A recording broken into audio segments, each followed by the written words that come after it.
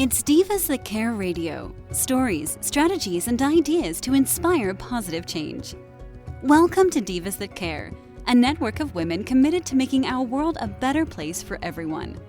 This is a global movement for women, by women, engaged in a collaborative effort to create a better world for future generations. To find out more about the movement, visit divasthatcare.com after the show. Right now, though, stay tuned for another jolt of inspiration. One just has to pick up a magazine or turn on a television to see that we, as women, are bombarded daily with media images of female physical perfection, leaving us with the most unrealistic of expectations as to how we should look. No wonder female body confidence is falling while incidents of eating disorders are on the rise. What's most alarming is the way this affects young girls. A reduced sense of self-worth can create anxiety, stress, even depression, causing relationship issues with potentially impairing academic and job performance. In direct contrast, Confidence in Bloom is designed to send the opposite message to any woman of any age, shape, or background who has ever felt inadequate, unworthy, or tossed aside because of how she looks. You matter. You are enough now. I, Tina Spolatini, a woman of substance, insist that women deserve to be happy, confident, successful, not to mention so totally in love with themselves in their own bodies, just the way they are. Through an ongoing series of intriguing conversations with women from all walks of life who are all extraordinary in their own right, I will take us on a journey of ultimate self-acceptance and empowerment. Together we'll share the stories, laugh, learn, maybe even shed a few tears when you realize how far many women have come to realize just how wonderful life is when you stand in your own power, feeling fantastic in your own skin. Today I'm speaking with Ashley Angeline Kumar, and she is a certified self-esteem and self-confidence coach for kids and a certified master parenting coach. Welcome, Ashley. Thank you so much for having me. I'm happy to be here. Yeah, this is going to be a great conversation because I'm going to let you introduce yourself, but I'm just, I love the topic of growing confident kids. I think we all, as parents, have to have lots to learn in that department. But please, start with introducing yourself. Absolutely. So my name is Ashley Angeline Kumar. I go by The Confidence Coach, and as a trauma-informed certified self-esteem and self-confidence coach for kids and certified master parenting coach, I support families to go from disempowered, disconnected, and struggling to self-empowered, self-connected, and thriving. For kids, I use a 6-step system rooted in storytelling, multisensory learning, and somatic wellness practices to develop resilience and confidence. Kids in my programs enjoy stories, games, arts, crafts, journaling, discussions, and other fun activities while learning important life skills not very often taught in schools. And my parent clients are working towards conscious parenting with a desire to help their children develop high self-confidence, soaring self-esteem, and a strong self-image. And in that parent coaching process, we hold immense empathic and brave space. We collaborate to discover subconscious patterns that are impacting the family dynamics and shift them using a whole combination of modalities. And this allows parents to grow into conscious, confident, and empowered family leaders. And that is what I do. That sounds absolutely amazing. I'm going to start with my first question is, how do you define confidence? Confidence is a sense of, confidence is not a word. I don't believe confidence is a word. It's a concept. It's something that's multifaceted. It includes self-image, self-worth, self-esteem, self-perspective, self-awareness, self-understanding. It includes how we show up in the world and kind of, to some level, how we expect things to go for ourselves and what vision we hold for ourselves and how we matter in the world. That, to me, is self-confidence. It's a concept. I 100% get that. Mm-hmm. What does living your true confidence look like in children then? Yes. Well, that's a amazing question. true confidence in children comes from being involved with caregivers, parents, the network that children are part of, that really allow them to flourish into their true, authentic self. True, authentic self doesn't mean we as the parent or the caregiver are projecting onto the child how we think they should be or how society might define how they should be or how they should grow up. Many parents are, managing internal wounds from their own childhood, and often that results in a lot of projection onto their own children, which then causes a whole slew of challenges in the parenting dynamics, family dynamics, and, of course, the child's own sense of self. Like, who am I in this family? How do I show up? What is my authentic voice? Does my voice matter? Or is it whatever my parents want, my caregivers want, my teachers want, what society wants? Being a kid in today's modern world is a tough gig when we live in such an adult world. Kids live in a very adult world, adult agenda, adult timeline. It's a tough gig. And we need to put our kid goggles on to really help them understand, these are just the surface level things. Who you really are on the inside, that's what we need to allow to come forward and nurture. Yeah, I get that. And I truly, I can resonate with the, we teach our kids based on our own experience of life up till now, right? So all our fears, all our beliefs, all our experiences, we kind of put on them. Yeah. But how I'm just thinking, if we always gave the kids, their own freedom of speech to let them be who they are, which is basically what you're saying we really should be doing, isn't that going to create more chaos for families? And I guess it depends on your definition of chaos. If chaos means to somebody that somebody gets to be themselves, then yes, I guess it develops more chaos. Or if it means that allowing that child's true authentic self to come forward, that they're allowed to have opinions and we can create mutual respect, they're allowed to have their own thoughts, they're allowed to have their own feelings, and how do we show up in a way that supports them, then I don't believe it's chaos. I believe it's creating mutual understanding. I mean, I look at my kids. My kids are older now. My youngest is 16. And I can give him, his space to speak his mind, my youngest, right? And I don't have a problem with that. And I often will make it clear to him, I appreciate your opinion, but that's not going to work for me right now. Is that the kind of respect you mean? Or do you mean more of decision-making, allowing them to make their own decisions, even at a young age of, say, 7 or 8? Absolutely. See, if you look at child development and you take a look at any 2-year-old, you'll start to see their strong desire for autonomy.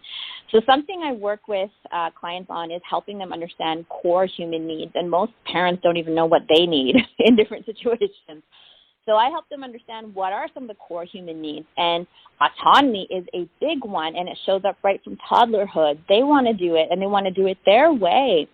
They want to make choices and be feeling powerful. In fact, many kids who feel a sense of powerlessness are the ones who are exhibiting what we might reference as quote-unquote negative behavior. And that, when parents are in the power over parenting paradigm, which is the more authoritarian style, and buckle down harder, it in fact exacerbates those kinds of behaviors. Now, that can lead to so many different repercussions. So absolutely, autonomy, the ability to speak and to be heard, and it's okay to disagree with each other, and we can remain respectful even if we disagree with each other.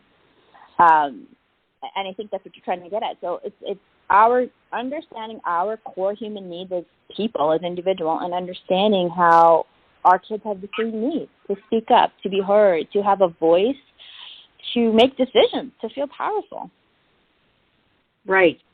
Mm-hmm. Yeah, so I started off parenting as sort of the so I'm not going to be able to say it properly, as an authoritarian. Yes, thank you. I got rented lips today. And I realized I had twins first. And at the time, like, it was the only way I could, like, handle my own, chaos in quotations there. But as my kids got older, I started to realize that, I don't necessarily want them to think and act like me all the time, right? Like, I've been starting to notice that that's what was happening. And so I had to back off and say, okay, they need to have their own opinion. And so I kind of, really encourage them to have their own mind, even though I would often say, like, no, my way is going to work, right? But as they got older, I sort of, I did back off a little bit. Maybe, if you ask my twins now, they'll probably say no, with the youngest one for sure, but not with them as much. And I think that's just parenting in general. But I wonder, like, if my kids are struggling with their own self-confidence, how do I notice? Like, what do I have to look for? Because, sometimes it's really obvious. They'll put themselves down or, but sometimes they don't do it that way because they know, the parents they're not going to accept any negative talk about themselves. Are there any other cues that we might be looking for? Behind every, quote unquote behavior or negative behavior is a need. And so we really need to discover what are the needs behind this behavior. So behaviors can range from any which way depending on the age of the child, the traumas the child has experienced, the environment they're growing up in. So it can look anywhere from, if they're struggling with confidence, back talk. It could be big behaviors, big battling behaviors, frequent emotional meltdowns. It could be shutting down, shutting out. It could be wanting to escape through, video games or screen time, wanting to be by themselves, withdrawn. There's so many, like a wide range of things to look for in children. And so it really comes down to getting the support and some of the information to help sort of decode what's happening with your child to determine, is this self-confidence, is this self-esteem, what do we need to take a look at beyond what I'm seeing and look under the surface about so that I can support the child. Does that make sense? Yes. Yes. Mm-hmm. Yeah. So it's basically like irregular behavior. Yeah, and you're going to know your child the best. So you're going to, a lot of parents want to chalk it down to, it's just a phase. It's just a phase, but sometimes it's not. Sometimes it's not a phase. I was a child who had very low self-esteem, very negative self-image, and my parents had no clue. They had no clue what to look for, what to see. They just assumed it was just me being who I was. And that's really, really something that as parents we need to educate ourselves on and get clear. And we need to notice patterns. So first we can understand what's going on. What's the behavior? What's beneath the behavior? What am I not seeing? What are the possible thoughts, beliefs the child's even having? And what is the patterns I'm noticing so that I can then, approach my child, and I teach something called empowered conversations, approach my child with an empowered conversation so I can support them and we can figure out, how to explore solutions together. Right. I get that. I had this awesome question, and now it just flew by my brain. So okay. What do you think causes, the lack of confidence? I know it, yeah. So, is it normal for, say, 15, I'm going to say 14 to 16, that age group? I found with all three of my kids, that's when they lost their self-confidence. Is that a normal state, or is there something happening that's making these kids go through that? The statistics show that the strongest decline in self-confidence in kids happens between age 8 and 13. After that, you're seeing the impact of that loss of confidence from 8 to 13 show up and manifest in their behaviors. So it's probably something that might have been missed earlier that now we're seeing in a more defined / obvious way. Okay. So that, yeah. I guess that's why I saw it between 14 and 16. Yeah. But it was something that was happening before. Yeah. Wow. Okay. So what causes that lack of confidence? See, obviously it's not going to be the same for every child, right? No. No, not at all. Every child's unique. Every child has a different temperament, different upbringing, different parents, different traumas, different, some kids are neurodivergent. There's so many aspects to how this goes. Some kids are born as highly sensitive kids. They're inherited the, anxiety gene from their parents. There's so many things that impact and influence how things go and what the trajectory of a child's life is going to be.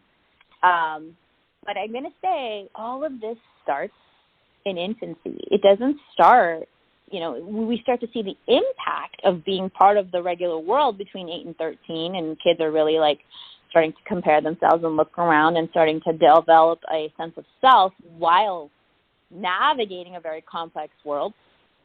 And then, you start to see it manifest differently in the teen years. But it starts in infancy.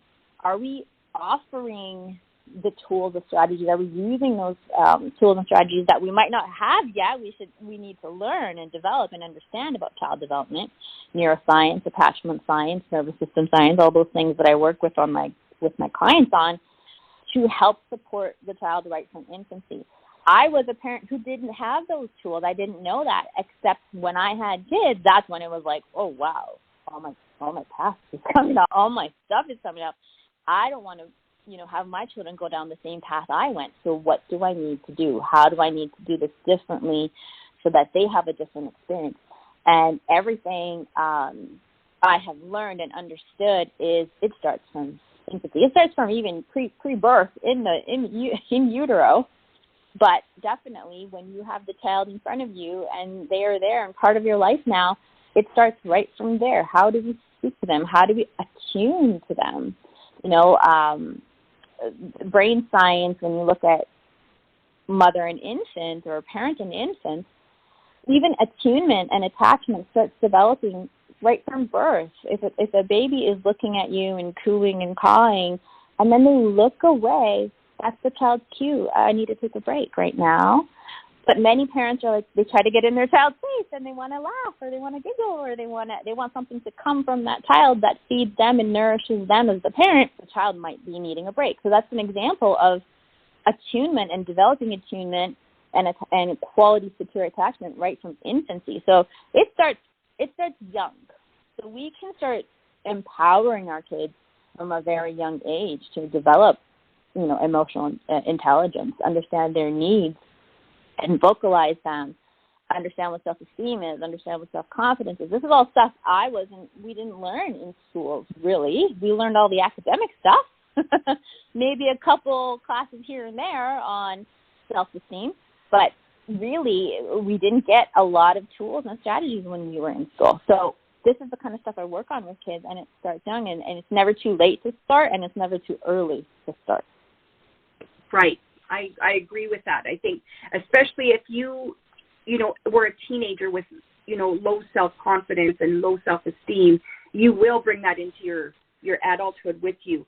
Yeah. I'm a little confused though. So you were saying that, like, okay, so if you're playing with the baby and, the baby's laughing and carrying on and giggling and then wants to, she turns away. Yeah. And then, the parent is still, kind of, teasing her or whatever it is to make her giggle. So you're like, I don't understand how that's confidence breaking because they don't know. Like, I understand that, okay, I'm tired, I don't want to play anymore, right? Mm-hmm. But are you saying that their so low self-confidence is because of, like, I get that it's our actions, but it's because we're prodding them and putting them on show? Well, how would you feel if you were being prodded and put on show? Today, as an adult, for sure, I'd be like, yeah, you can leave me now, right? This doesn't feel very good. I don't remember when I was a child. I don't, but I remember doing that. But I also remember saying, okay, she's had enough, right? Like, she doesn't want to play this anymore. Yeah, exactly. So it's not about confidence in those moments, in those beginning moments. It's about what is the quality of there's something called attachment science. And attachment science is the development of the relationship between parent and child. And when there's a lot of what is referenced as misattunement, okay, it creates challenges in the parent-child relationship. When there is challenges in the parent-child relationship, this is going to impact self-esteem and self-confidence as they grow. So when I talk about, right from infancy, that's what we mean. The entire life experience we have impacts our level of self-esteem and self-confidence. Right? If we had a parent who, from age 2 or 3, put us down a lot or teased us a lot or put us on show, let's talk about that, then it's not going to feel like your boundaries are being respected. And it, on the conscious level, a child doesn't understand that. On a conscious level, on a subconscious level, the child simply makes a conclusion about themselves or the world around them. So, I'm going to give you an example. When I was really small, my parents thought, people thought I was cute. I had chubby cheeks. There was a lot of comments about my chubby cheeks and whatever. And they liked it when I danced. And they would prod me to dance in front of people. And I remember I have strong, you could call them trauma memories. I have strong memories of shouting, I don't want to know, and trying to move away and run down the hallway, and then I hear all the parents and adults in the group laughing, oh, she's so sensitive, oh, she's so this, she's so that. So, of course, the quality of attachment that we have with our kids, the quality of relationship we're developing from infancy, from toddlerhood, going to impact self-esteem and self-confidence.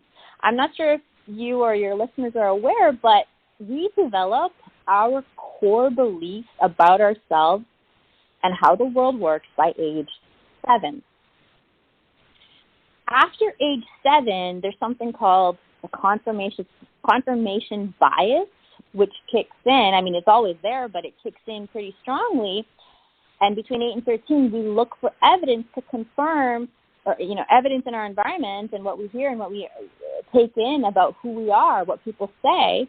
We look for evidence to confirm what we already believe.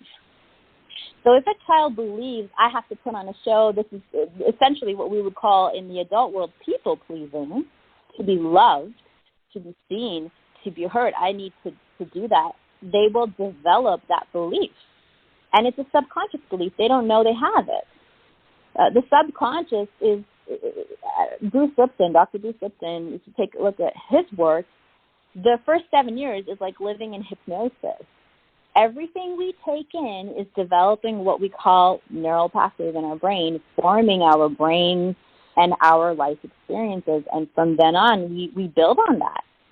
The first 7 years, I'm sure you've heard, is critical. What is happening in those 7 years, and then what's manifesting between 8 and 13, and what are we seeing in the teenage years and adult years? It's all interconnected. Wow. Powerful, right? It's not really new to me. Over the years, I've heard this in, little bits and pieces here and there, but I just, I didn't realize, I guess, that, I know the whole core beliefs by the age of 7, right? Yeah. But you don't actually start living them until you're older and more independent, so into your teenagers, which makes sense, right? Yeah, because the logical brain isn't developed until age 25. So, now as in my 30s, I was able to look back in my childhood and make sense of what was happening. I wasn't able to do that before, and I had to do that with support. The key is that, that I coach kids and parents, I help them try to see it sooner than later so that we can make the shift sooner than later. Right. Mm-hmm. So now that, let's say a mom comes to you and she's got a 15-year-old daughter and she says, it doesn't matter what I say to her. She's so hard on herself. She just can't be positive in anything in her life. What can I do? What is your first piece of advice? Well, I don't give advice. I help people understand what's happening for themselves, and we do it. I'm a coach, so I do it through a certain process. Normally, when I coach kids, I also coach parents because I find that's the missing link. When I first started coaching, I was working mostly with kids, and I found that results were ineffective because parents aren't on the same page. They're not able to they don't have the same skills I'm teaching their child, so how are they going to be able to emphasize it at home to be able to support their child? So I started to look more into parent coaching, and that's when I got my certifications and whatnot. And it's a collaborative experience. So when a parent comes to me and says, this is what's going on for my child, I don't know how to deal with this, it's imperative that I work with both the child and the parent to unearth what are some of the dynamics that are happening. When did you see this surface? What are some of the things you're hearing? When a person's really down on themselves, they're going to use negative self-talk. Negative self-talk develops based on beliefs the child already had developed a long time ago. So at this point, we're in corrective measures and looking for tools and strategies to support both the parent and the child. And here's what I have noticed, and parents know this, that the parents that I work with at least know this: we can't give our kids what we don't already have. So typically, when I have coached kids, let's say, who have anxiety, the parent has a history of showing anxious behaviors. When I have a parent whose child is very hard on themselves and down on themselves, the parent is often also very hard on themselves and down on themselves.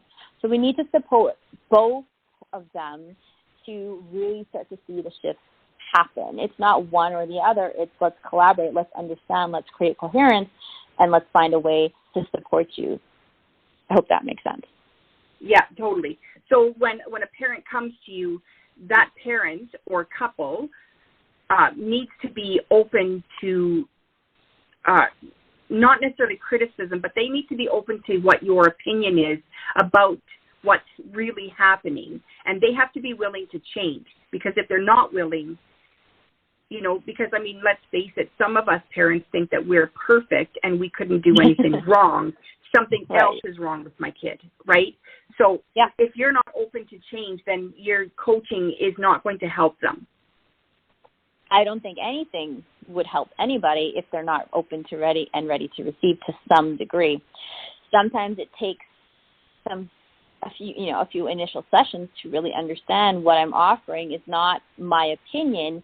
What I'm offering is everything is evidence-based, science-based, and research-based. The method of how I support clients, yes, is my own method, and then that's where, individual creating a fit between parents and myself is really important, and kids and myself. So am I answering your question? Yeah, for sure. Yeah, for sure. Because, obviously, if we're not willing to change, we're not going to make that change.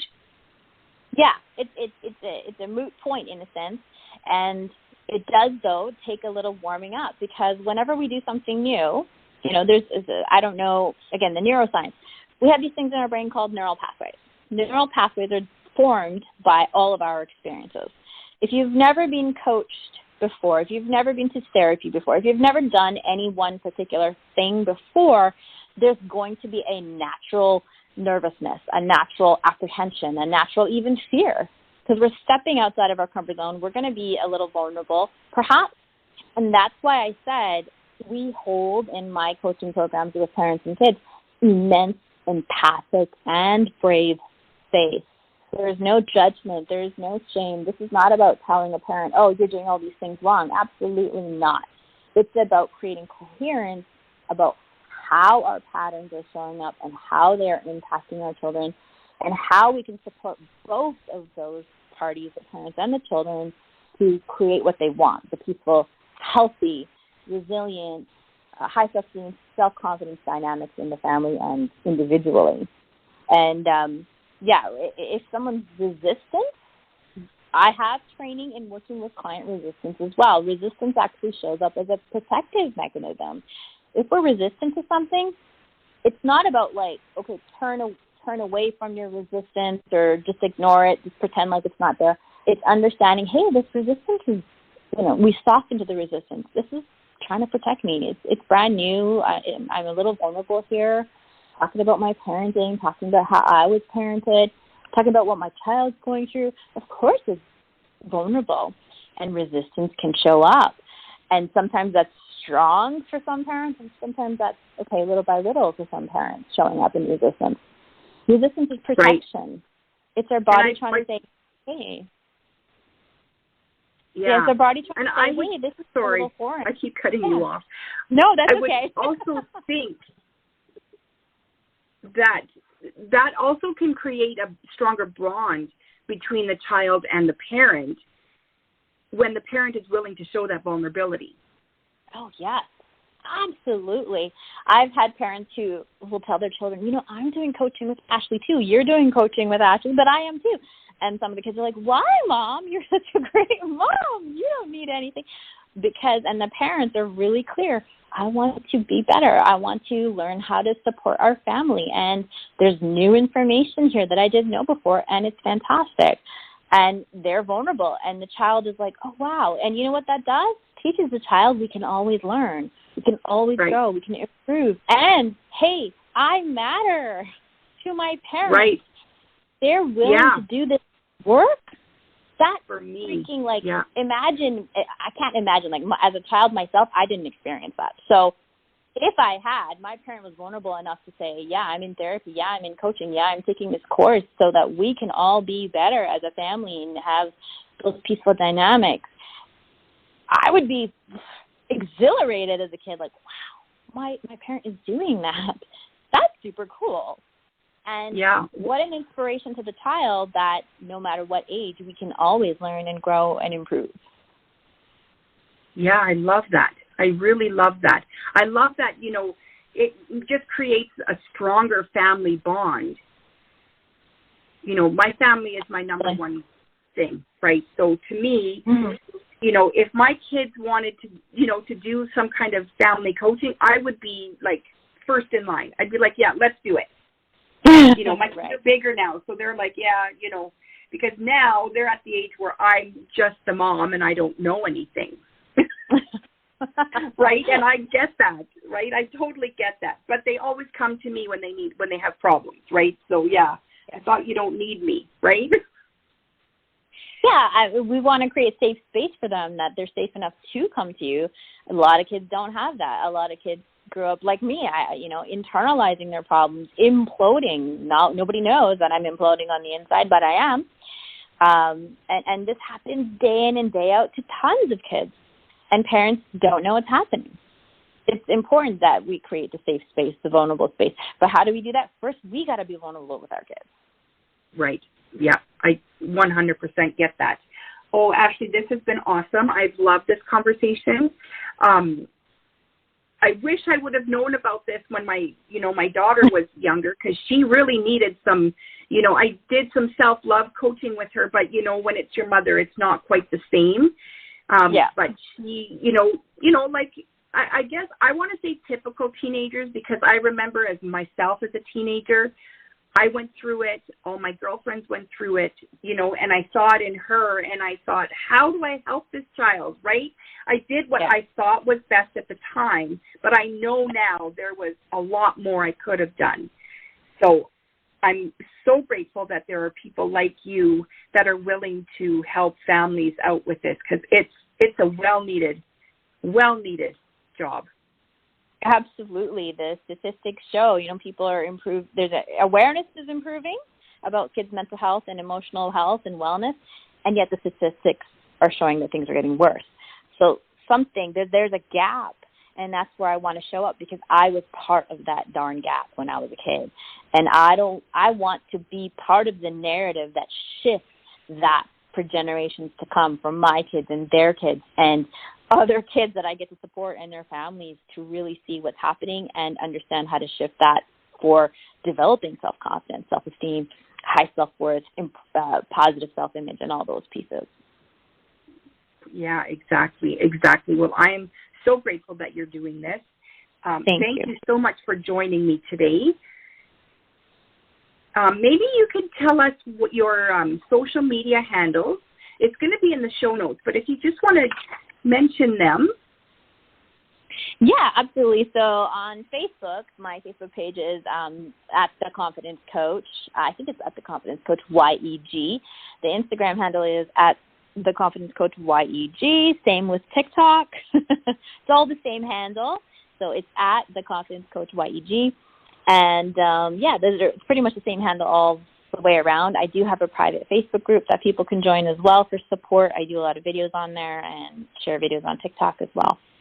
That's perfect. And do you talk about, like, children of all ages, or do you aim more at younger children?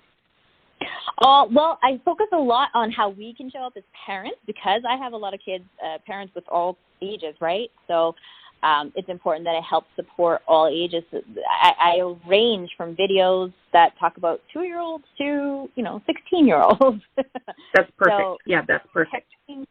Parenting changes throughout our lifetime, and our kids change. So we need to navigate that. Thank you so much. You're welcome. Thank you so much for having me. Confidence in Bloom is a celebration of self-love, a confirmation that you're an amazing, desirable, brilliant, gorgeous, talented woman, even though you may not look like a screen star or a supermodel. The truth is, they don't even look like that. We offer unconditional love to our partners, our children, our extended family, even our pets. It's high time we got out of our own way and learned to unconditionally love ourselves. Chic definitely does come in every shape. So if you want something to believe in, start with yourself. If you'd like to be a guest here on Confidence in Bloom and chat with me, contact me through Instagram at infobloomstyling or by email at tina@infobloomstyling.com or through the Divas That Care website. Thanks for listening. This show was brought to you by Divas That Care. Connect with us on Facebook, on Instagram, and of course on divasthatcare.com, where you can subscribe to our newsletter so you don't miss a thing.